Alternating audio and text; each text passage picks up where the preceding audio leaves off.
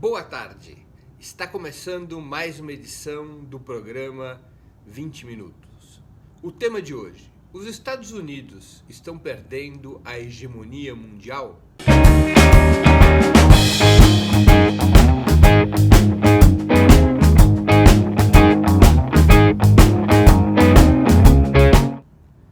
Essa é uma discussão que está rodando pelo mundo. Há vários fatores que levam a essa discussão, econômicos, culturais, políticos, até mesmo militares.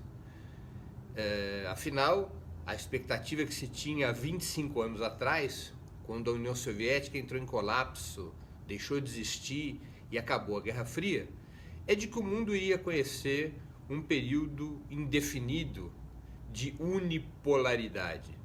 Apenas uma única superpotência ditaria as cartas da situação internacional. Essa era a expectativa não apenas dos formuladores da Casa Branca e do Departamento de Estado, no principal e mais poderoso país do planeta, como também de seus adversários, dos seus críticos. Ou seja, a Guerra Fria, o fim da Guerra Fria, havia levado a uma situação na qual aparentemente os Estados Unidos deteriam a direção política, econômica e militar do planeta por um longo ciclo histórico. E nós estamos vendo que não é bem assim, que a situação é diferente do que aquela que foi antevista há 25 anos atrás. Há 25 anos atrás, um importante pensador norte-americano, Francis Fukuyama, chegou a qualificar aquele cenário como o fim da história. Ou seja, não haveria mais nenhuma mudança drástica em relação a uma situação na qual preponderaria a democracia liberal, a economia de mercado e a hegemonia dos Estados Unidos como grande modelo regulador do planeta. Vários fatores explicam por que essa previsão não se consolidou. De fato, depois da Guerra Fria, o que nós assistimos foi um crescimento da multipolaridade. Maior autonomia europeia, depois do fim da Guerra Fria, crescente hegemonia chinesa na Ásia, deslocando o Japão e os próprios Estados Unidos como potência dirigente naquela importante região do planeta, enfraquecimento da influência dos Estados Unidos na América Latina e na África. Logo no início do século XXI, um conjunto de eleições acabaria levando à vitória de governos progressistas na América Latina, e além deste fator político que esvaziou a influência norte-americana no subcontinente, também tivemos uma crescente entrada de capitais de outros países, especialmente da China, mas também da Alemanha, da Itália, da Inglaterra, de países europeus. Os Estados Unidos foram perdendo sua natural hegemonia econômica na América Latina. Enfim, um conjunto de situações que demonstra claramente que aquela previsão da unipolaridade estava se frustrando. Na verdade, o fim da Guerra Fria, o que havia provocado era uma liberação de processos no campo do capitalismo mundial que antes estavam contidos pela contenda principal entre o capitalismo liderado pelos Estados Unidos e o campo socialista liderado pela União Soviética. Esses processos levaram não ao fortalecimento dos Estados Unidos do ponto de vista econômico e cultural, mas a seu relativo enfraquecimento. E, portanto, a uma substituição paulatina de uma situação completamente fechada de unipolaridade para um cenário de crescente multipolaridade. Evidentemente que um fator decisivo nesse processo foi o poderoso crescimento da economia chinesa. O avanço da China fez surgir um outro fator, a possibilidade de que um Estado relevante, pela sua população e pela sua localização geográfica, viesse a competir em situação cada vez mais próxima com a principal potência capitalista do mundo. O crescimento chinês ajudou a desorganizar essa unipolaridade, sob três ângulos importantes. Primeiro, evidentemente, que isso levou a China a ter um papel preponderante na Ásia. Antes nós só ouvimos falar, 20, 30 anos atrás, do Japão, dos tigres asiáticos associados ao Japão. A China era uma economia paralela, marginal, sem muita relevância no contexto geopolítico da Ásia. Isso mudou completamente.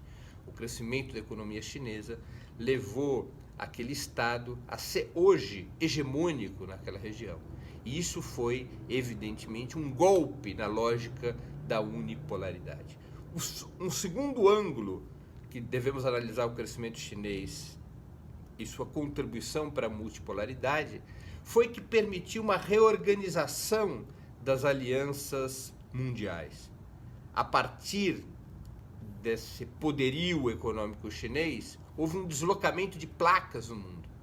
Por exemplo, a Rússia, muito abalada depois da restauração capitalista, que praticamente havia destruído o país nos anos 90, ou havia enfraquecido de uma maneira brutal no período mais agressivo do neoliberalismo, a Rússia, recuperada por uma corrente política nacionalista dirigida por Putin, pôde pouco a pouco encontrar na China um parceiro fundamental para romper sua situação geopolítica isolada. A progressiva aliança com a China deu à Rússia um outro protagonismo, e esse outro protagonismo permitiu a construção de um espaço geopolítico que tampouco está subordinado à hegemonia norte-americana. Isso foi uma situação que não afetou apenas a Rússia. Vamos nos recordar que, a partir do crescimento da economia chinesa, se constituiu o BRICS, a aliança de Brasil, Rússia, Índia, China e África do Sul, que também é um reflexo e também é um impulsionador dessa multipolaridade. Um terceiro fator importante, um terceiro ângulo importante sobre o qual se deve analisar a influência do crescimento chinês em relação à multipolaridade diz respeito à disputa de espaço na periferia do sistema capitalista. Antes, os Estados Unidos nadava de braçada, tinha uma capacidade, através de seus capitais, de exercer sua hegemonia econômica em todo o cinturão periférico do capitalismo, África, América Latina, e foi perdendo essa exclusividade. A China, anteriormente importadora de capital e exportadora de mercadorias, foi se transformando em exportadora de capitais e tecnologia através de seus poderosos fundos de investimento, e foi com isso disputando espaço na periferia do sistema capitalista, e isto também enfraqueceu a unipolaridade.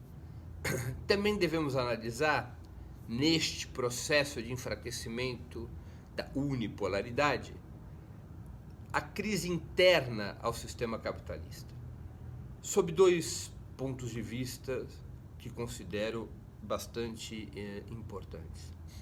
Primeiro, há um reequilíbrio em desfavor dos Estados Unidos da equação que havia sido montada no pós-guerra e especialmente consolidada nos anos do neoliberalismo.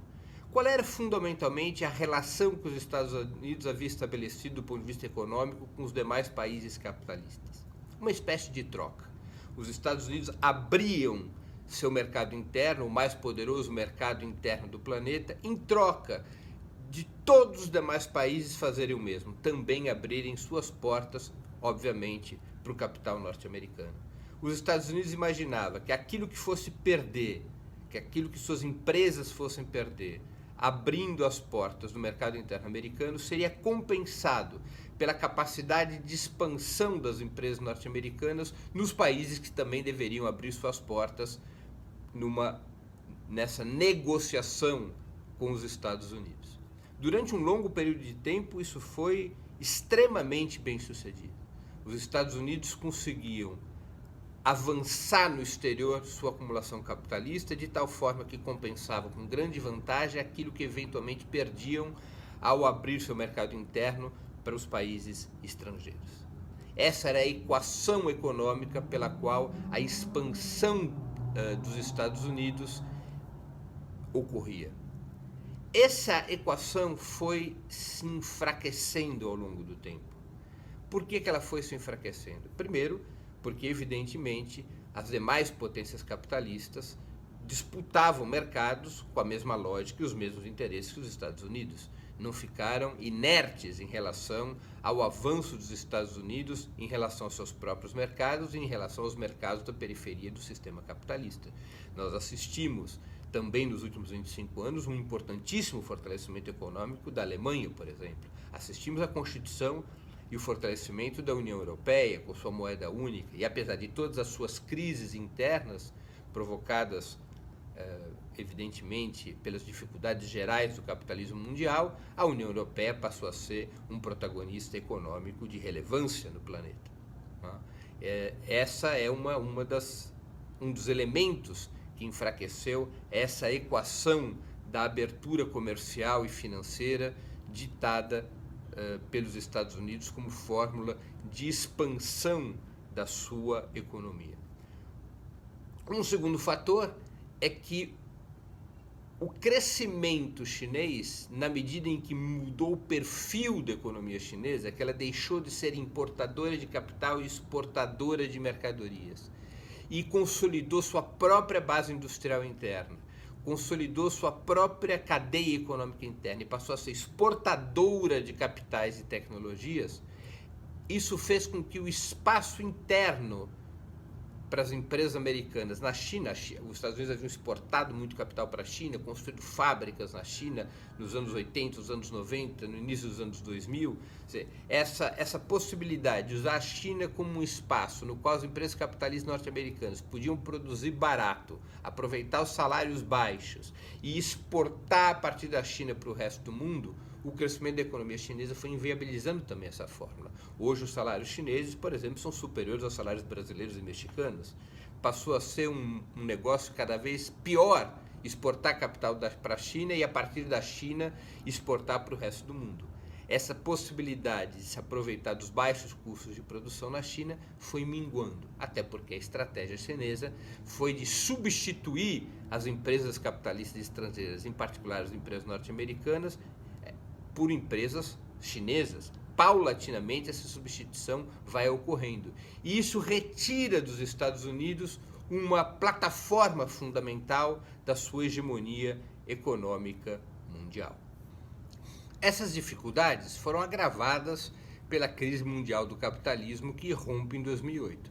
Evidentemente, com o enfraquecimento da economia, o enfraquecimento dos mercados mundiais, a disputa passou a ser cada vez mais acirrada entre os distintos estados capitalistas, entre as distintas corporações.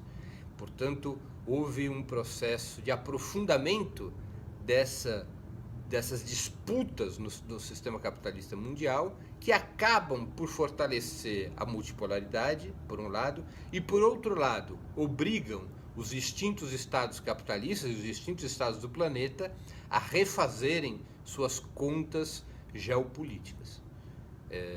É claro que os Estados Unidos responderam à crise de 2008 paulatinamente adotando um discurso cada vez mais nacionalista, que levou finalmente à eleição do Donald Trump.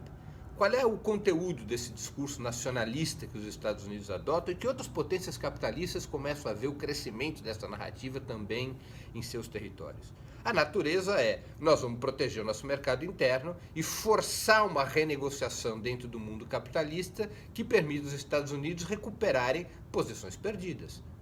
Na medida em que a equação se inverte e não é mais compensado, a abertura do mercado interno norte-americano não é mais compensada pela abertura dos mercados mundiais, os Estados Unidos passam a ter como opção estratégica fechar seu mercado interno para forçar negociações que lhes sejam mais vantajosas. Essa é a natureza econômica do ultranacionalismo que passou a ser verbalizado por parte da burguesia norte-americana e que, repito, levou à eleição de Donald Trump. Esse nacionalismo de grande potência, é profundamente agressivo, porque não se trata de uma defesa apenas de interesses nacionais norte-americanos. É um discurso de profundo avanço sobre outros estados e povos, em especial na periferia do sistema capitalista. Os Estados Unidos, a outra face desse discurso nacionalista dos Estados Unidos é uma radicalização da sua ação imperialista, ou seja, os Estados Unidos luta para recuperar as posições perdidas e luta para expandir sua influência cada vez com mais agressividade. Não é por outra razão que nesse período posterior à Guerra Fria, ao invés dos conflitos militares se reduzirem, eles se ampliaram. Os Estados Unidos crescentemente recorrem à força militar para resolver pendências ou através da ação militar direta ou através da ameaça militar, resolver pendências que atrapalhem sua estratégia geopolítica e seus interesses econômicos. É assim no Oriente Médio, é assim na Ásia e é assim na América Latina. Vamos nos recordar que recentemente Donald Trump disse que em relação à Venezuela nenhuma carta estava fora da mesa, nem mesmo a carta da intervenção militar. Portanto, essa resposta que os Estados Unidos nos dá e que se aprofunda depois da crise de 2008, essa resposta de caráter nacionalista, ela é uma resposta profundamente reacionária. E que ao invés de amenizar, sejam as contradições interimperialistas entre os países capitalistas centrais ou as contradições entre os países imperialistas, em particular os Estados Unidos e os povos do mundo, esse discurso nacionalista agrava essas contradições.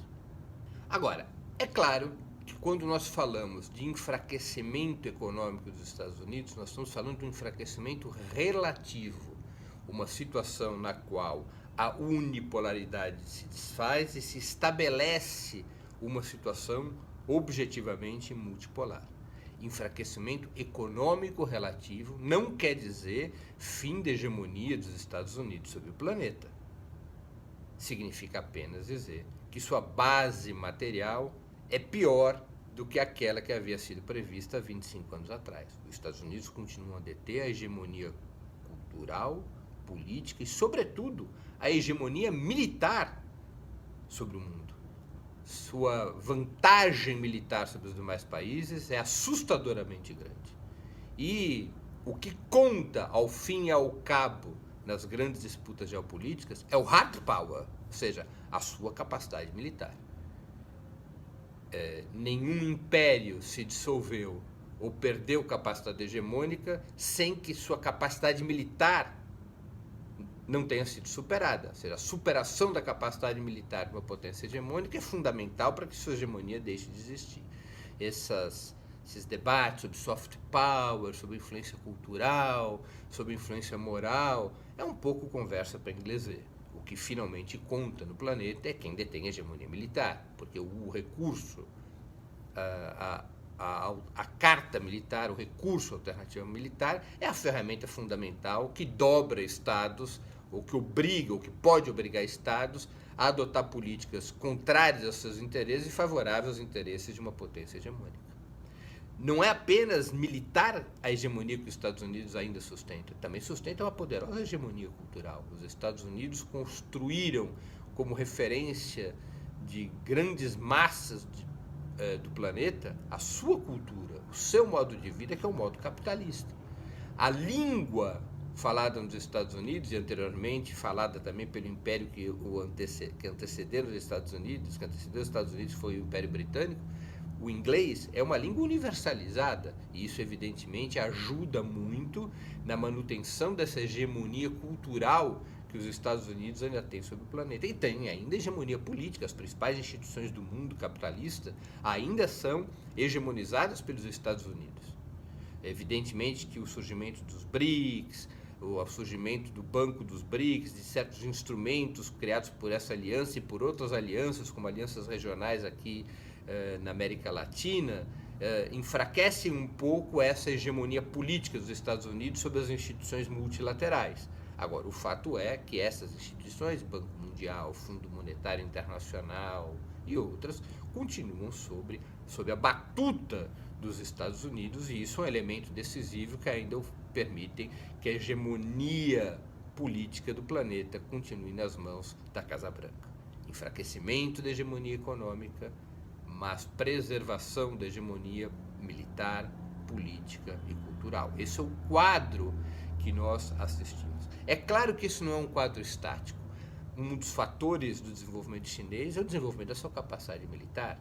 A China hoje tem forças armadas modernas e planeja ter forças armadas equivalentes aos Estados Unidos em poucas décadas. Isso mudaria o equilíbrio mundial. A China hoje, por exemplo, desenvolve uma marinha de guerra incrivelmente poderosa, que ameaça disputar os mares com os Estados Unidos. E a disputa dos mares é uma disputa essencial pela hegemonia militar no mundo desde os primórdios, porque a imensa maioria do fluxo de mercadorias do mundo ocorre pelo mar.